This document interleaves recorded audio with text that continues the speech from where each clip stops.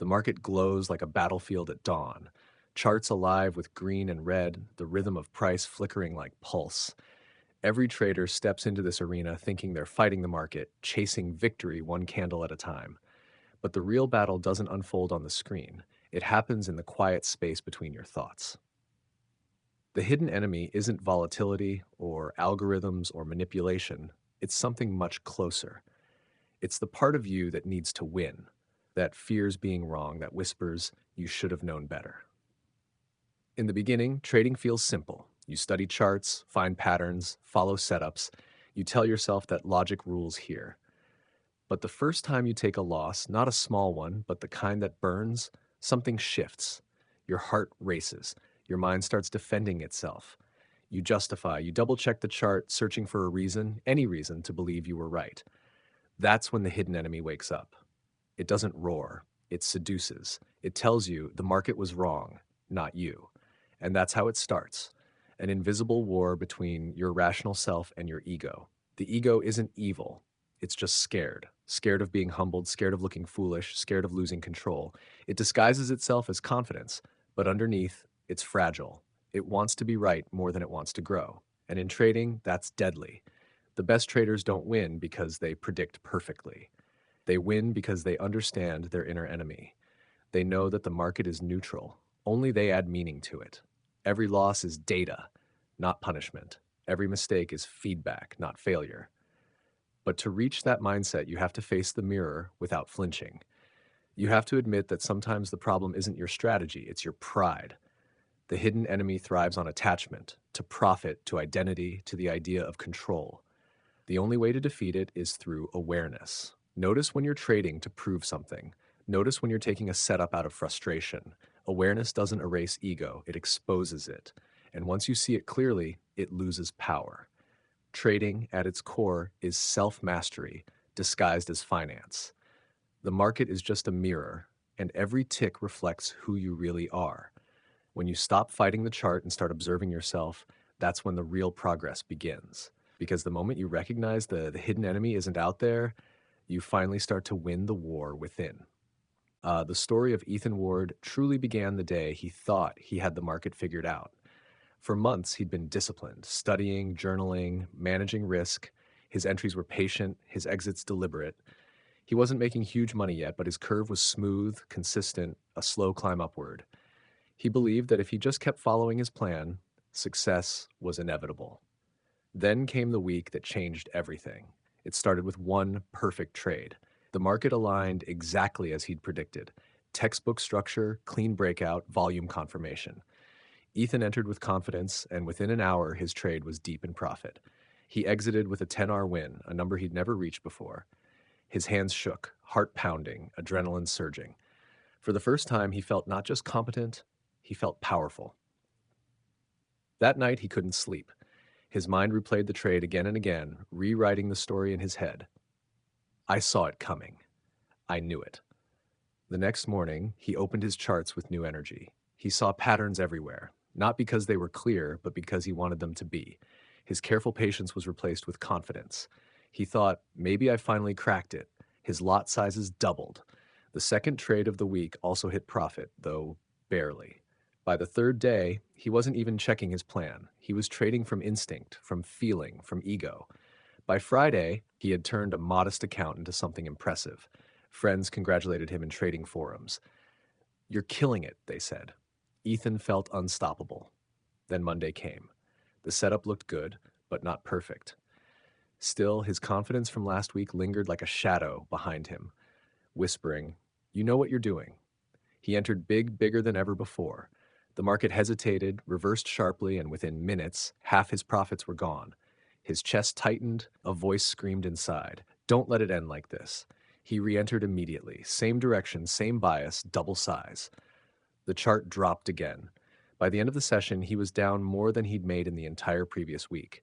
He stared at the screen, stunned. His mind refused to accept it. The market's wrong. It'll come back.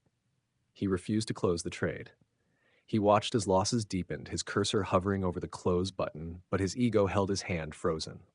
In that moment, he wasn't trading anymore. He was defending his identity. Over the next few days, the spiral continued. He sought revenge on the market, convinced he could earn it back. Each new trade was faster, more desperate. Sleep vanished, replaced by hours of staring at charts, trying to regain what was lost. His system became irrelevant. His emotions drove everything. Ethan started hiding his losses from others, pretending he was fine. He blamed brokers, liquidity, even the news.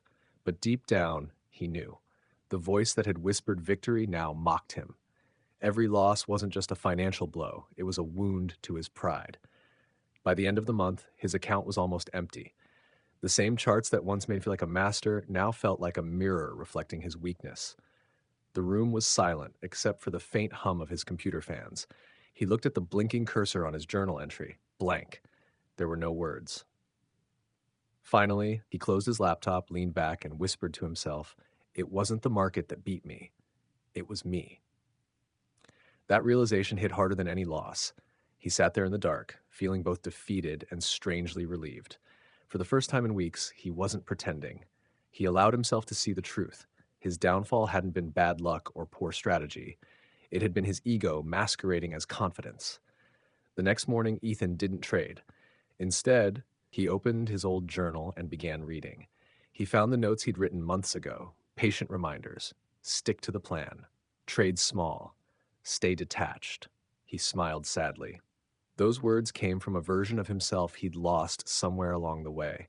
He wrote a single line at the top of a new page. Confidence built without humility becomes arrogance, and arrogance is always punished. That was the beginning of his recovery.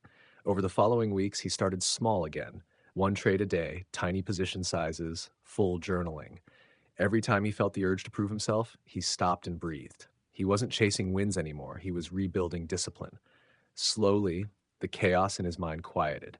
He started to see trading differently. It wasn't a stage for validation, it was a practice in self awareness. Each loss became a mirror, each win a test of humility. He realized that the market wasn't cruel, it was honest. It gave constant feedback, immediate, objective, and merciless. Months later, Ethan wasn't rich, but he was calm. His trades were smaller, his results steadier, his confidence quieter. When he lost, he smiled and moved on. When he won, he didn't feel invincible, he felt grateful. He had fallen hard, but in that fall, he discovered something more valuable than profit: self-mastery. And he knew now that every trader at some point must face the same trial: the rise and fall of ego. Some never recover. Others, like him, learn to let go, to rebuild, to trade not for pride, but for growth.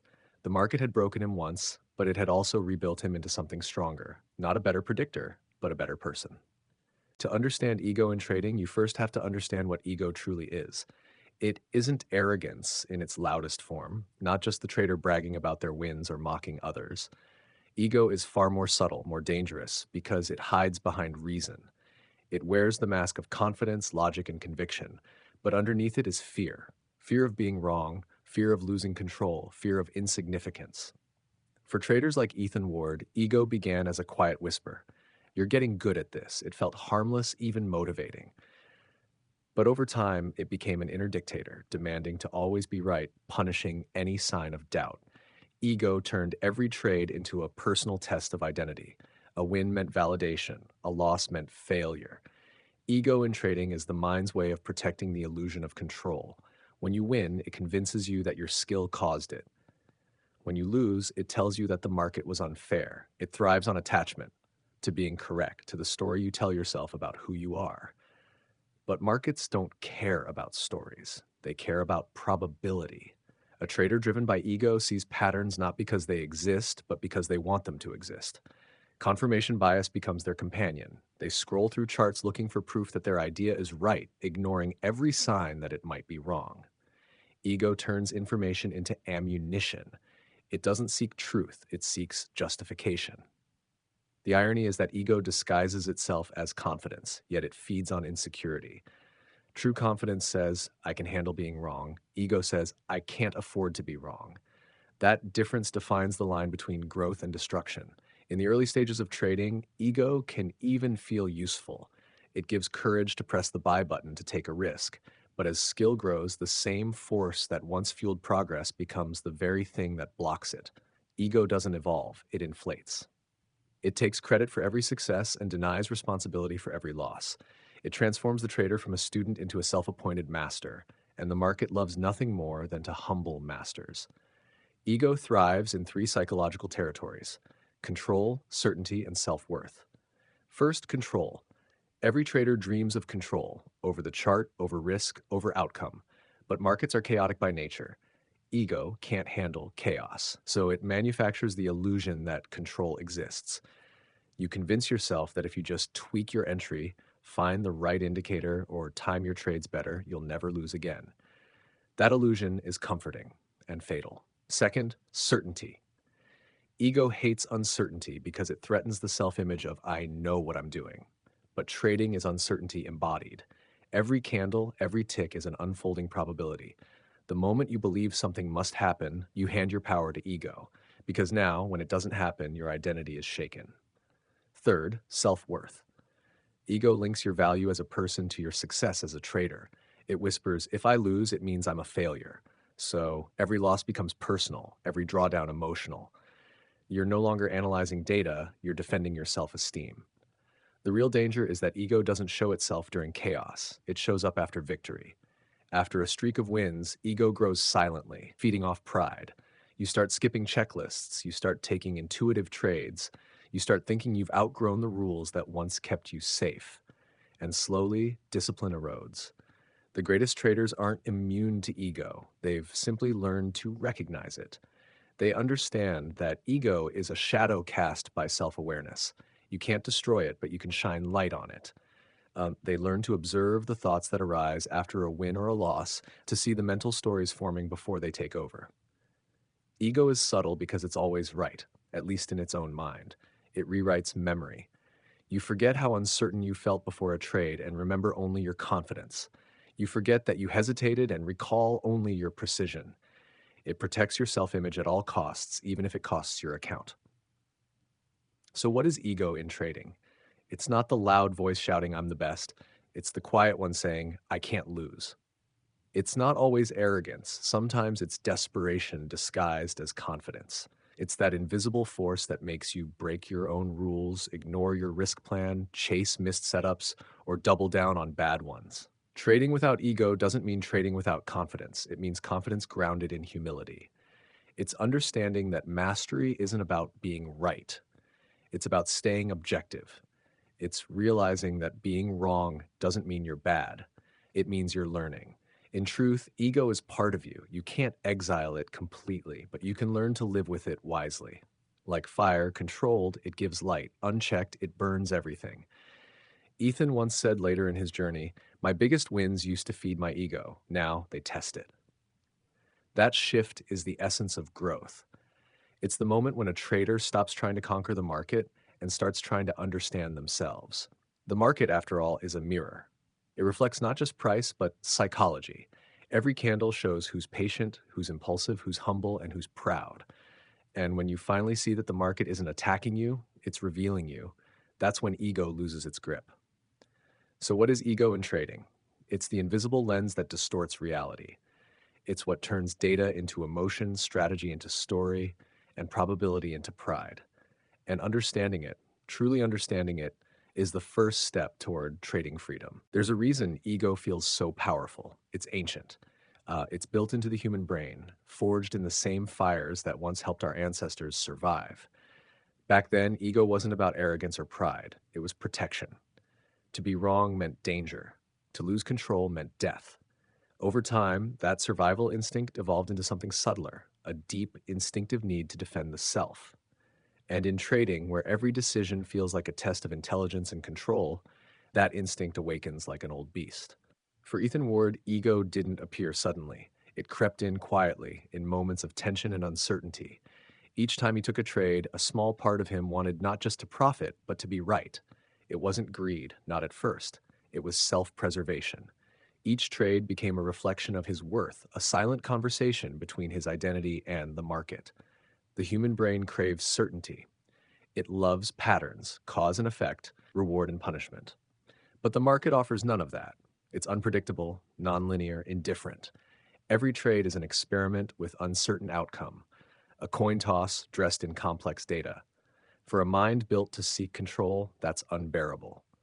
Ego steps in to fill the gap. It whispers, "You can predict this, you can control it, you know what's coming next." It creates an illusion of certainty where none exists. And when that illusion works, when a few trades go perfectly, the ego is rewarded.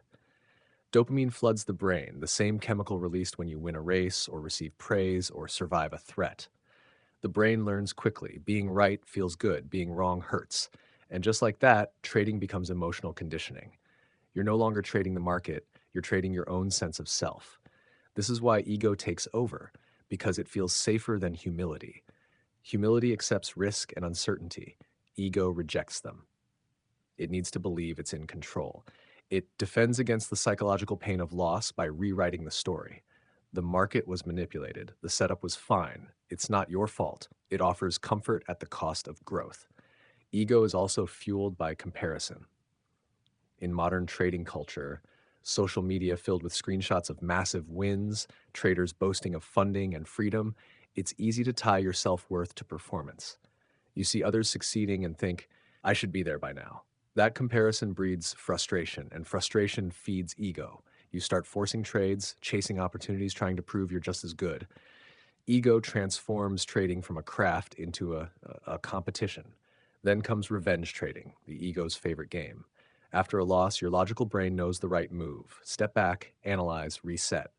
But ego takes over, screaming, "You can't end the day like this. You're better than that." And suddenly you're clicking buttons not to trade the market, but to restore your pride. You're no longer managing risk, you're managing emotion. Neuroscience explains this clearly. When a trader faces loss, the amygdala, the brain's fear center, activates. It sends signals that mimic threat response, elevated heartbeat, tunnel vision, impulsive action. Ego steps in as a defense mechanism. It transforms fear into aggression, denial, or overconfidence. It would rather double down on a bad trade than admit defeat, because to ego, being wrong feels like annihilation. But there's a paradox here. Ego doesn't actually protect you, it blinds you. When it takes over, you stop seeing the market objectively. You start filtering every candle through emotion. You see what you want to see. The data doesn't matter anymore, only your interpretation does. That's why ego-driven traders often say, "I knew it would go up," even when it didn't. They remember the feeling of certainty, not the reality of outcome. The more a trader identifies with being right, the more fragile their mindset becomes. Every loss feels personal. Every drawdown feels like identity collapse. And so they build defense mechanisms, blaming the broker, the news, the timing, even luck. Anything but themselves. Ego demands constant protection, and the cost is clarity. Ethan learned this the hard way. After his downfall, he began studying not just markets, but himself. He read about cognitive biases, emotional conditioning, neurochemistry. What he discovered changed everything. He realized ego wasn't evil, it was a misunderstanding of purpose. Ego wanted safety, not sabotage. It was trying to protect him from the discomfort of uncertainty. But in trading, that discomfort is necessary. It's where wisdom lives. The reason ego takes over is simple: pain avoidance. Loss equals pain. Uncertainty equals pain. Admitting mistakes equals pain. Ego tries to protect you from all three. But growth requires discomfort. To evolve as a trader, you must feel the sting of being wrong and learn from it. Ego also thrives in silence. When you don't reflect, when you don't journal, when you don't confront your own behavior, ego fills the void with stories. It tells you you're improving when you're not. It convinces you the rules don't apply to you. Reflection weakens ego because awareness exposes its lies. To understand why ego takes over, imagine standing on the edge of uncertainty every single day. Money, pride, and identity on the line. Most people can't live there. Ego builds walls to make it bearable, but those walls also block truth. In the end, ego isn't your enemy. It's your untrained guardian. It's the part of you that fears losing face more than losing money. But if you learn to observe it, to pause when it rises, to name it without judgment, it becomes an ally, because awareness turns ego from a master into a messenger. When it speaks, it's just telling you where you're still attached. The best traders aren't egoless, they're ego aware. They use that awareness as feedback. When they feel pride swelling after a win, they pause. When they feel resistance after a loss, they breathe. They remind themselves that markets don't reward emotion, they reward consistency. Ego takes over when awareness falls asleep. But when awareness wakes up, ego fades into perspective. And that's the real mastery, not controlling the market, but controlling the self. The hardest part of mastering trading psychology isn't learning a system. It's recognizing when you've silently slipped into ego driven behavior. Ego doesn't announce itself with arrogance, it moves quietly, blending into logic, disguising itself as confidence, experience, even intuition. By the time you notice it, you're already reacting, not trading. For Ethan Ward, the signs were always there, long before he lost control. He just didn't know what to look for. Ego had a way of whispering in his ear in a language that sounded rational. It didn't say, break your rules. It said, this one's different. So, how do you know when you're trading from ego and not from discipline? The first sign is emotional intensity. You feel too much. Your heart rate spikes before entries, your palms sweat before exits. Winning feels euphoric, losing feels unbearable. Ego thrives on emotional extremes. It ties your identity to the outcome of each trade, so every tick becomes personal. When a trader says, I just knew it was going to work, or I can't believe I lost on that setup, that's ego speaking through emotion. True objectivity is calm, not numb, but steady. When your emotions are louder than your plan, ego is in control. The second sign is attachment to being right. You stop analyzing objectively and start defending your ideas. You want to prove that your bias, your prediction, your setup was correct, even when the chart clearly disagrees. You hold losing trades too long, hoping the market will come back. You add more size, convincing yourself it's a smart recovery instead of revenge. Ego turns trading from exploration into a courtroom where your self worth is always on trial. The third sign is rule breaking disguised as flexibility. You tell yourself you're adapting to the market, but what you're really doing is rationalizing impulsive behavior. Maybe you move your stop loss because you don't want to get wicked out. Maybe you skip journaling because you already know what went wrong. Each small exception is a crack in your foundation, and ego slips through every one. Another common sign, comparison. You scroll through other traders' results, trying to measure your progress against theirs. Ego feeds on competition. It wants to be the best, not necessarily to learn. You start chasing setups that don't fit your plan because someone else made money on them. You stop seeing your own data, your own process, your own journey. In the mirror of comparison, ego always finds a reason to feel either superior or inferior, both equally toxic. Then there's impatience. Ego can't sit still. It hates waiting for confirmation because it wants to be first. It convinces you that the next candle will explode, that hesitation means missing out. It frames patience as weakness. So you enter early, exit late, overtrade. Each click feels like control, but in reality, you're being controlled. A subtler sign appears after winning streaks, overconfidence. You start believing you've outgrown mistakes, that your edge is flawless. You stop double checking entries, skip risk calculations, ignore intuition when it warns of danger. Ego tells you you've mastered the game, and that's precisely when the market humbles you. But ego isn't always loud or obvious. Sometimes it's quiet. It shows up as avoidance. You avoid reviewing losing trades because they hurt too much. You avoid journaling because reflection might expose your flaws. You avoid feedback because criticism threatens your image of being competent. Ego's silence can be just as destructive as its noise. So, how do you recognize it in real time? You look inward, not outward. Ethan eventually learned to build what he called a mental dashboard. Before and after each trade, he would pause for just 10 seconds and ask himself three questions. Am I following my plan or following my emotions? Do I want to win or do I need to be right? If this trade loses, will I still feel calm? If he hesitated on any of those, he knew ego was present. He also began noticing patterns. Ego-driven trades had certain fingerprints, rushed entries, hesitation on exits, justification afterward. They were rarely part of his best statistical setups. They were emotional setups. Recognizing them became a skill in itself. Awareness is the first defense. Ego thrives in unconsciousness. When you shine a light on it, its power fades. The simple act of naming the emotion, I'm angry, I'm greedy, I'm proud, breaks its spell. Because ego can't survive in observation, it needs blindness to grow. Another tool Ethan used was journaling. Not just trades, but thoughts. After each session, he'd write down the voice that guided his actions. Some entries were painfully honest. I, I entered because I didn't want to miss out. I doubled down because I was angry. I held because I wanted to prove my point. Over time, those patterns became obvious. What once felt like intuition revealed itself as ego wearing a mask. Recognizing ego also means paying attention to your body language. Ego doesn't just live in the mind, it lives in tension. Tight shoulders, shallow breathing, tapping feet, physical tells of mental attachment. The body always reveals what the mind tries to hide. When you start to feel that tightening, that subtle urgency to prove, to win, to redeem, stop. Step away. Ego hates pauses.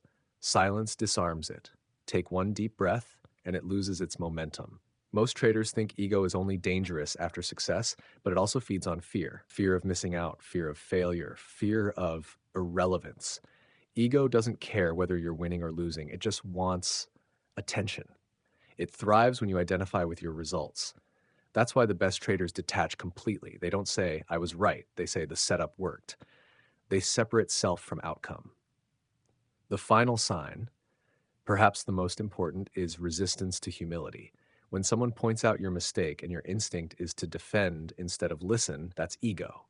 When you resist saying, I don't know, that's ego.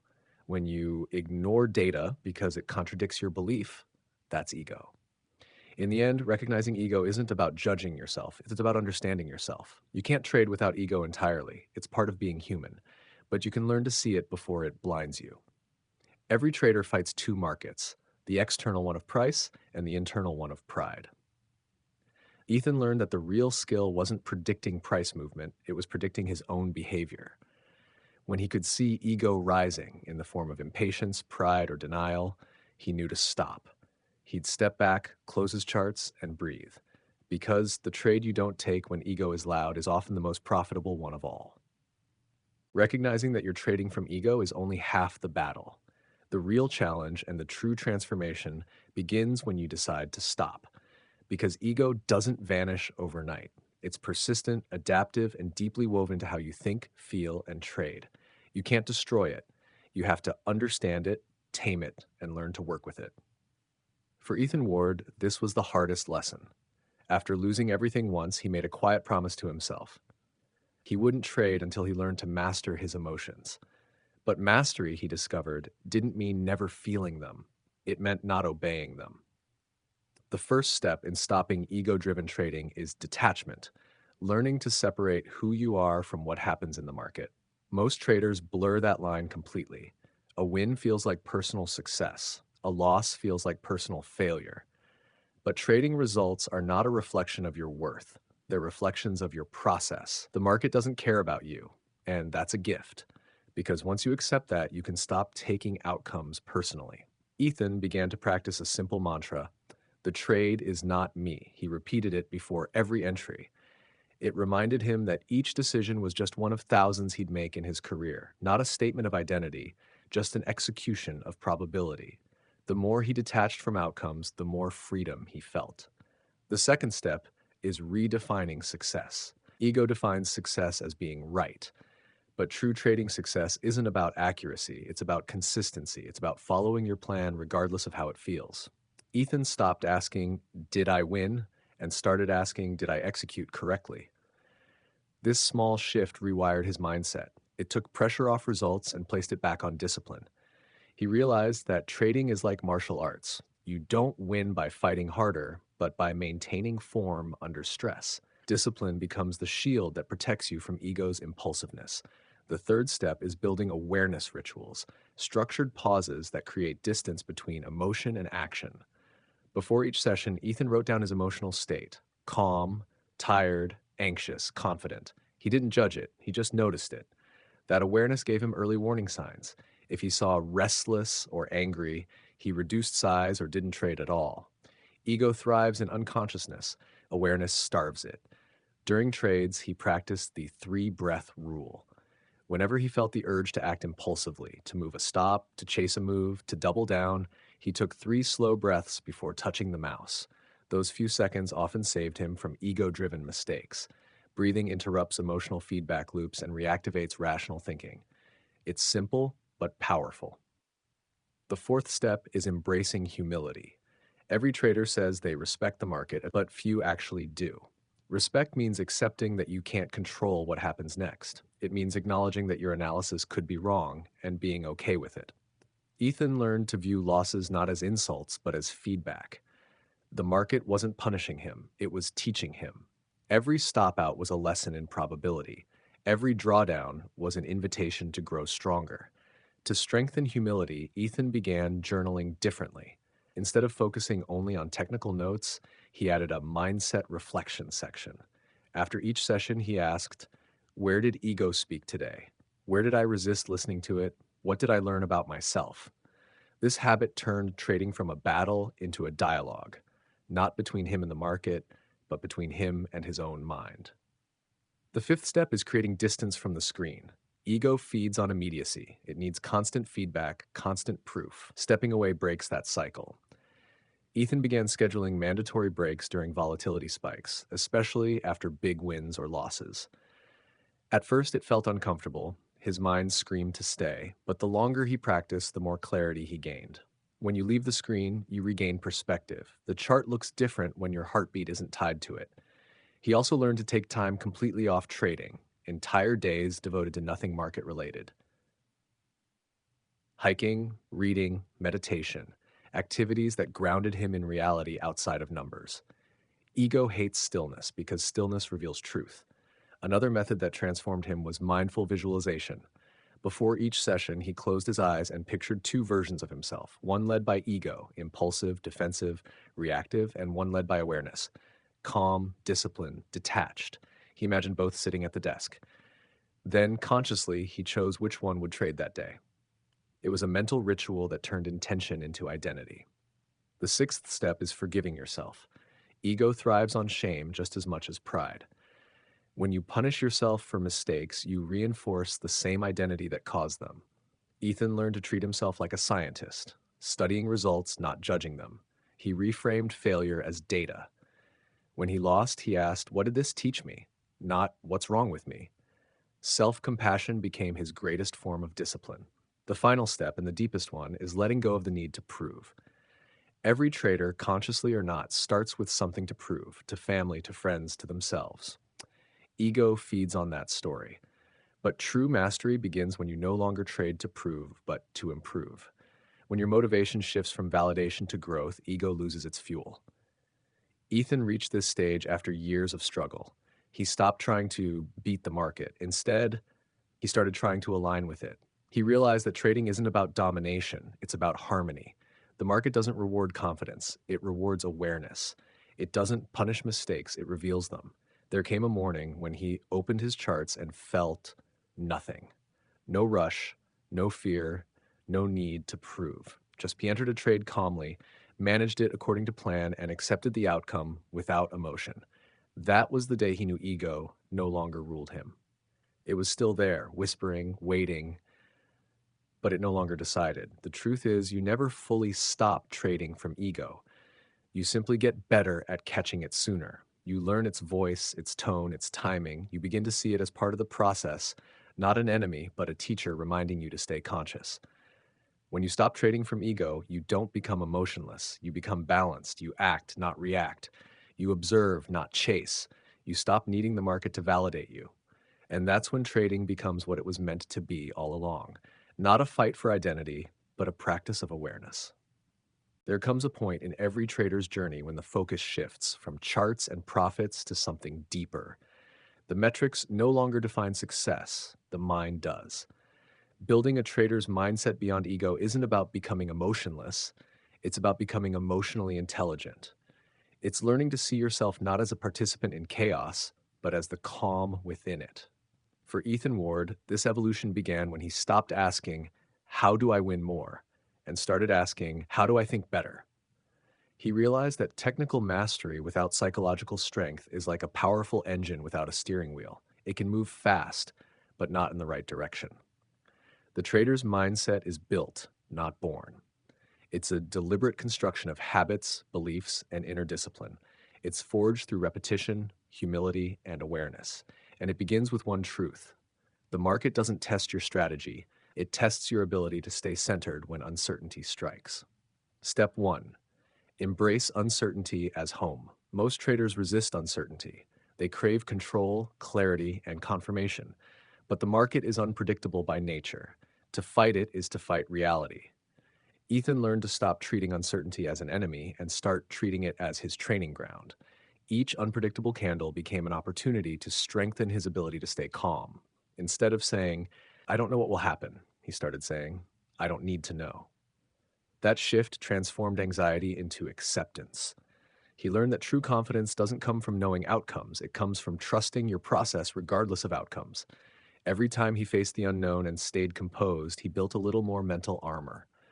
Over time, uncertainty stopped feeling threatening and started feeling familiar, like the air he breathed. Step 2. Process over prediction. Ego loves being right. The mature trader loves following process. Ethan stopped caring about individual trades and began thinking in terms of sample size. A single loss didn't matter anymore. It was just one data point in hundreds. This detached perspective liberated him. He wasn't reacting to results anymore. He was measuring his behavior. He created rules not as restrictions, but as structure, like a martial artist mastering form. Rules gave him freedom from impulsivity. They were boundaries within which creativity could thrive. And when he broke one, instead of shame, he felt curiosity. Why did that happen? What emotion took over? The process became a mirror for his own psychology. Step 3. Build emotional endurance. Emotional endurance is the ability to stay steady through both chaos and success. Most traders underestimate how exhausting constant decision-making can be. The mental fatigue leads to shortcuts, and shortcuts invite ego. Ethan began training his mind like an athlete trains the body. Meditation, journaling, cold showers, exercise, not as trends, but as disciplines that strengthened emotional control. He noticed that the same patterns of impatience in life showed up in trading. When he rushed through tasks, he rushed into trades. When he was frustrated outside the market, he made impulsive entries inside it. By working on his lifestyle, sleep, focus, mindfulness, he was indirectly working on his trading. Step 4. Reframe failure. In the world beyond ego, failure doesn't sting, it instructs. Ethan began seeing losses as tuition, not punishment. Each losing trade became a clue to his own psychology. Was it fear? Overconfidence? Impatience? He journaled every mistake until patterns emerged. Slowly, the word failure lost its emotional charge. He also stopped defining himself by performance. A red day didn't make him a bad trader, it made him a human one. What mattered was not perfection, but persistence. The traders who survive aren't the ones who never fall. They're the ones who learn how to get up mindfully. Step 5. Cultivate presence. The market only exists now, not yesterday, not tomorrow. But ego lives in both. It obsesses over past losses and fantasizes about future wins. Presence, pure attention to this moment, kills ego because ego can't survive in the present. Ethan began each session with 5 minutes of mindful breathing. He'd focus on sounds, sensations, and breath, bringing his awareness fully into the room before opening a chart. This anchored him. The market could move wildly, but his center remained still. Presence turned trading into meditation, a constant practice of awareness in motion. Step 6. Align with reality, not desire. The ego-driven trader trades what they want to see. The evolved trader trades what is. Ethan learned to see charts as mirrors of truth, not reflections of hope. He stopped predicting and started observing. When his mind said, it has to reverse here, he'd reply, let's see if it does. That simple pause between reaction and response changed everything. Truth became his edge. He wasn't trying to bend the market to his will anymore. He was adapting to it. Flexibility became strength. Step 7. Separate identity from performance. Perhaps the most liberating shift was this.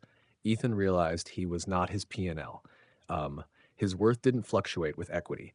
He began to see trading as a skill, not a mirror of self-worth. This allowed him to approach the craft with curiosity instead of pressure. It's impossible to learn deeply when you're trying to protect an image. He developed what he called the observer mindset. He would imagine himself sitting beside his own thoughts, watching, not judging. He'd see pride arise after a win, frustration after a loss, and simply note, there it is. This observer mindset made him resilient. The market could swing, but he stayed centered. Step 8. Develop patience as a superpower. Ego rushes. Awareness waits. Ethan started to see patience as his most valuable asset. Waiting for the perfect setup was no longer boring, it was empowering. The absence of a trade became as meaningful as taking one. Patience transformed from passive to active, an act of strength, not hesitation. He compared it to archery. The draw, the breath, the pause, the shot only matters because of the stillness that precedes it. In trading, every click carried weight. Every trade was sacred because it came from clarity, not compulsion. Step 9, Gratitude and Detachment. Beyond ego lies gratitude. Ethan ended each session, win or lose, with a simple note in his journal: "Thank you for the lesson." Gratitude softened the edges of disappointment and muted the noise of greed. It reminded him that he was fortunate to play this game at all. Detachment and gratitude together became his balance, acceptance of whatever the market offered. By this point, trading no longer felt like battle, it felt like art. The charts became his canvas, but his emotions were the real medium. He learned that the quality of his decisions reflected the quality of his consciousness. Eventually, Ethan understood what all great traders eventually learn: that the goal isn't to eliminate ego, but to transcend it. Ego still whispers, still tempts, but awareness hears it and smiles. The voice no longer controls, it only reminds. Trading beyond ego is trading from flow, effortless discipline born from deep self awareness. It's when the trader and the market move as one, not because of control, but because of harmony. In the end, building a trader's mindset beyond ego isn't about outperforming others. It's about outgrowing the version of yourself that once needed to.